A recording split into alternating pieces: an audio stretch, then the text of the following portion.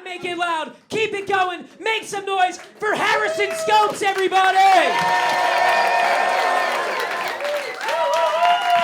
What's up, everybody? How's it going? How's it going? Keep it going. So great to see you guys. How are we doing? Are we here for comedy or what? Well, too bad. Bring the projector down. We're showing the Barbie movie, everybody. I just feel like I'm in my Kenergy. Have you guys heard the whole Kenergy thing? Yeah. I feel like I'm in my Kenergy, and then I realized, what is Ken famous for?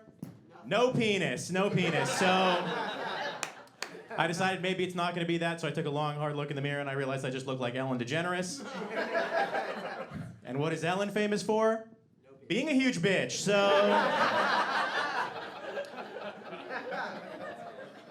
maybe I'll just be myself. Maybe I'll just be myself. And what am I famous for? Nothing. And that's why we're here. We're working on it. We're working on it. Everybody, I'm half Greek and half Jewish, which is financially very confusing.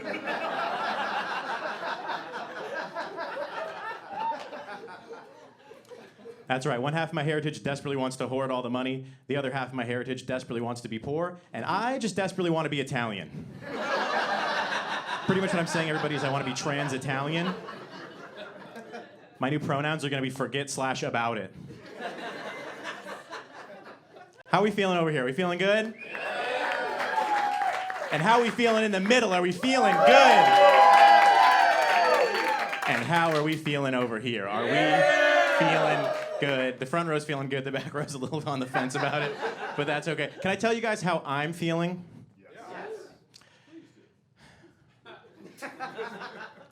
I feel like I came really close to being good looking.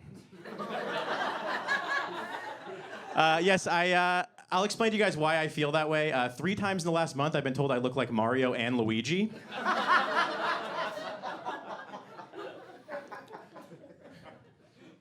The other day, somebody told me I look like Weird Al Yankovic impersonating Michael Jackson.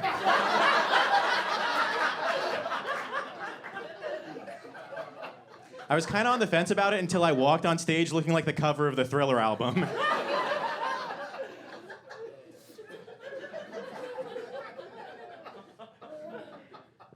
I used to deliver pizza. One day somebody left a Yelp review. They went, I don't know who that guy is, but the ugly version of Freddie Mercury really pissed me off. Ugly version of Freddie Mercury. Freddie Mercury's like the only person to look like Nigel Thornberry to ever exist. And I'm the ugly version of that. Cuts deep. It really does. It really does. I want to admit something gross to you guys. I am the proud owner of a fleshlight. That's not the gross part. The gross part is that it's a hand-me-down. I had a friend in high school who always sang its praises. He had one. And then he, like an animal, won a second fleshlight in a sweepstakes online.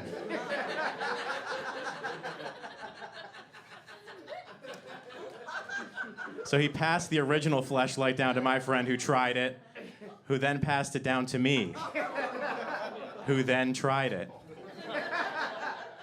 I'm getting the vibes that this is incredibly gross. Yeah, do we all agree this is pretty gross? Pretty gross? I don't know. I don't feel like it's that gross. I mean, that fleshlight has only been with 3 people. That fleshlight has fucked less dudes than every girl I've ever fucked. I know my girlfriend's body count. Way more than 3. Can't put her in the dishwasher. You know what I'm saying? Like...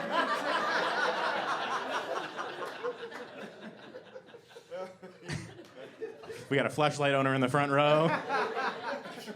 That's not a hydro flask, is it? I see you working. I get it. Do you guys know the term Eskimo brothers? Yeah. Right?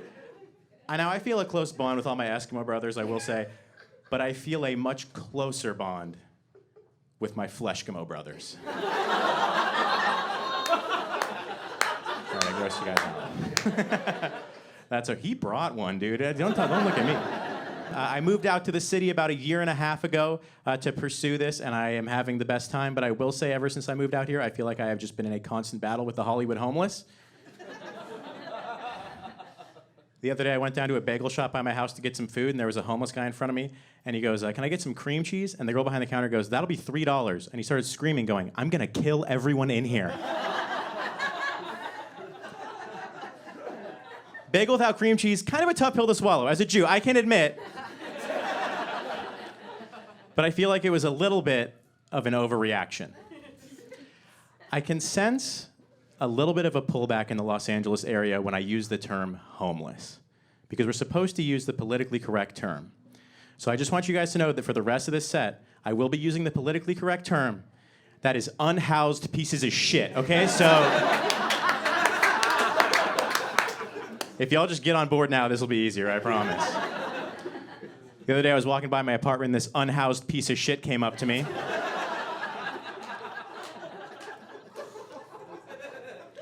I was wearing flip-flops, and he goes, hey, how about you put on some real shoes so I can fuck you up?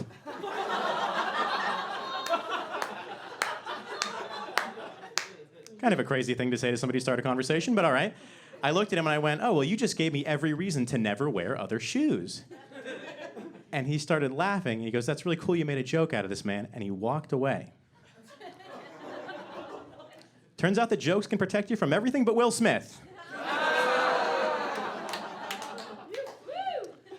I went to go see a movie with some of my friends the other day. We got out of the movie, and then another unhoused piece of shit walked up to us.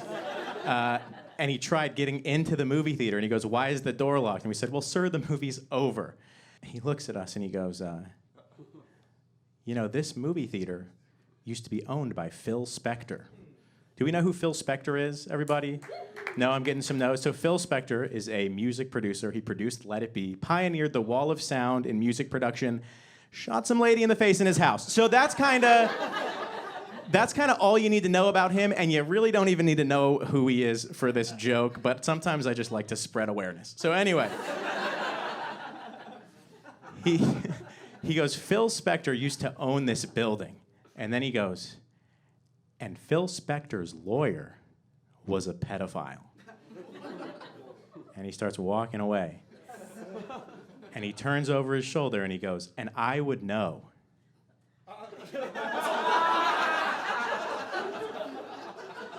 Because I'm a pedophile. I was shocked at how forthcoming this man was with this information. And then I realized that when he was a housed piece of shit, he was probably court ordered to tell this to all of his neighbors, right?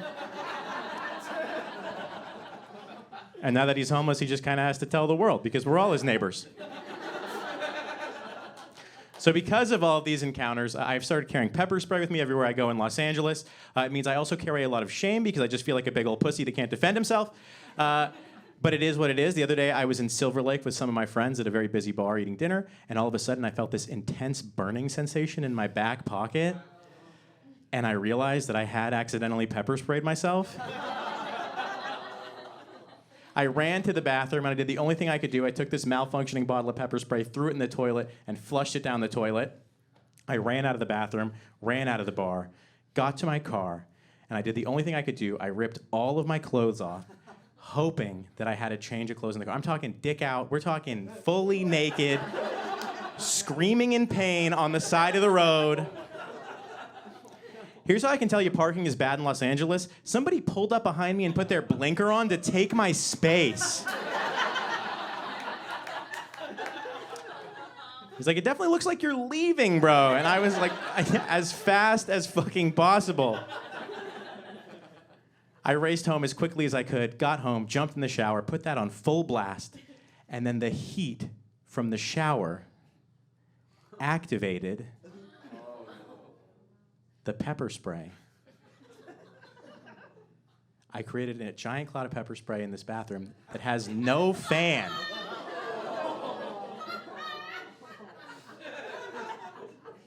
I accidentally gas chambered myself in the shower.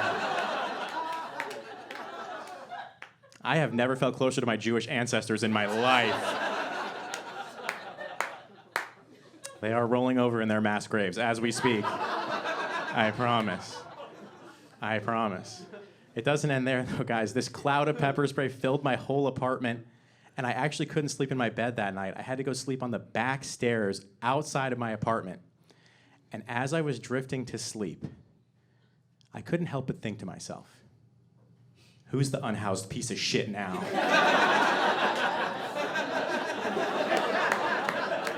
I got an ad on Instagram the other day for a product that you're supposed to use if your dick is too big to stop you from bottoming out while you're having sex.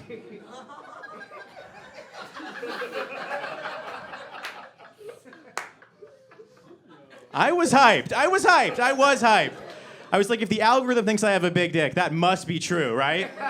I went around telling everybody. I went and I told my one friend, and he goes, dude, the algorithm just thinks you're a gay bottom that can't take big dick.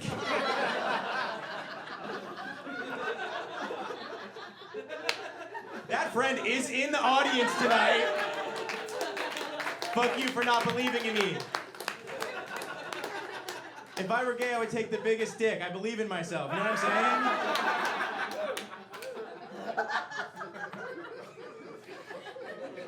You have the gayest laugh I've ever heard.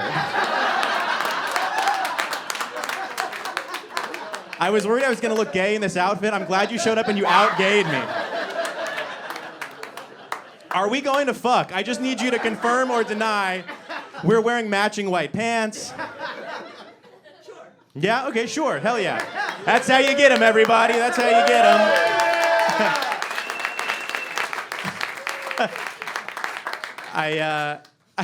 I told my girlfriend that, and she goes, I don't know, when you were drunk, I stuck a finger up there and you cried about it for 3 days. So in the end, everybody, maybe the algorithm really did have me pegged.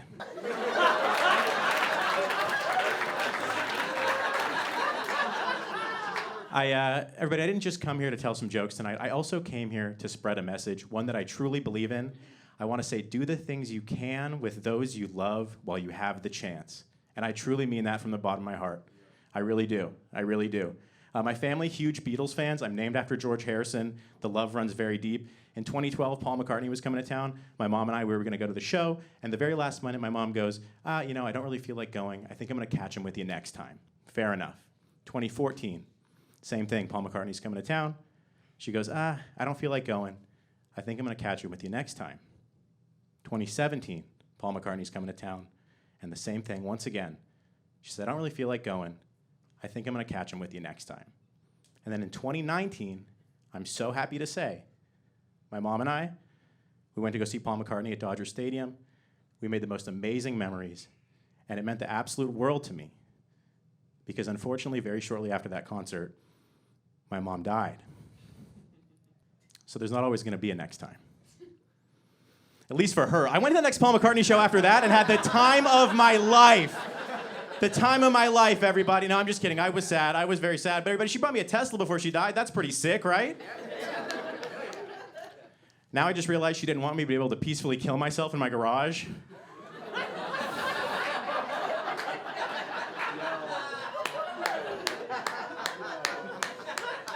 I keep putting the garage door down. I'm like, where's the carbon monoxide in this thing? Elon, you're saving the world, but you're also saving me, and I don't know how I feel about that. I really don't. I was driving in that car with my girlfriend the other day, and we were listening to Drops of Jupiter. Any Train fans in the audience? Kind of a tough ask. A little bit, yes. We were driving in the car, we're singing at the top of our lungs, and all of a sudden she looks over at me and she goes, Harrison, I think it's really touching how much you love this song. And I looked over at her and I said, well, why is that? And she goes, well, because this song is about his mom who died of cancer, just like yours. And I was like, oh my God, I didn't know that. I just thought the song was a banger. So I start crying. I'm trying to see the road. I'm trying to keep the car straight, right? And all of a sudden, she starts bawling, crying, twice as hard as me. And I look over at her and I go, why are you crying? And she looks up at me and she goes, because I'm not sure if I remembered that correctly. Tell me, did you sail across the sun? Did you make it to the Milky Way to see the lights are faded? That heaven is overrated. Tell me, did you fall for a shooting star? One without a permanent scar. And did you miss me while you were looking for yourself out there?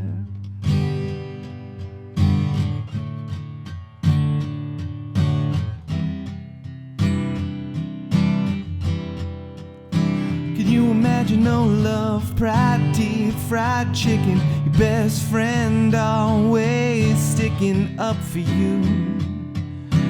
Even when I know you're wrong, can you imagine no first dance, freeze-dried romance, 5-hour phone conversation, best soy latte that you ever had in